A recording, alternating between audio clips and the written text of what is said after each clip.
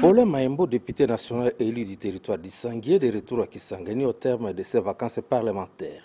En sa qualité de député national, il est allé à la rencontre de la population boyemaise en vue de partager avec elle les conclusions de ses vacances parlementaires. Paulin Maembo, au cadre du MLC et élu national, dresse un tableau sombre du quotidien de ses électeurs. Il note l'absence de routes, d'écoles et de soins de qualité qui sont le lot quotidien de la population du territoire d'Issangui. Tout en dénonçant avec véhémence cette situation, le leader d'Issangui invite le gouvernement central à garder un œil attentif à Issangui pour soulager les peines de ses concitoyens. Insiste-t-il sur le manque criant des infrastructures routières qui handicapent le développement du territoire d'Issangui. Il n'y a pas de route dans le territoire d'Issangui. Sur tous les coins et les coins d'Issangui, il n'y a pas de route.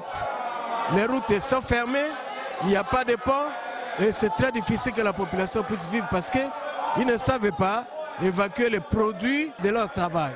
C'est un peuple agriculteur, c'est un peuple pêcheur, c'est un peuple qui travaille et on ne sait pas évacuer les produits de leurs champs.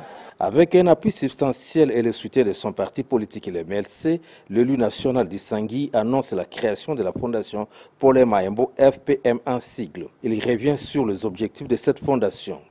La fondation a comme objectif d'apporter un soutien, une aide à la population démunie de la province de la Tchopo.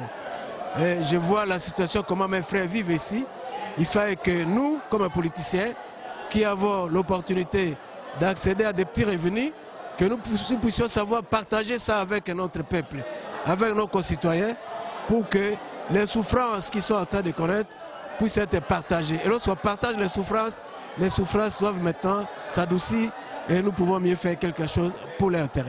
Finish, Paulin Maembo invite la population à se prendre en charge pour le développement de leurs milieux respectifs.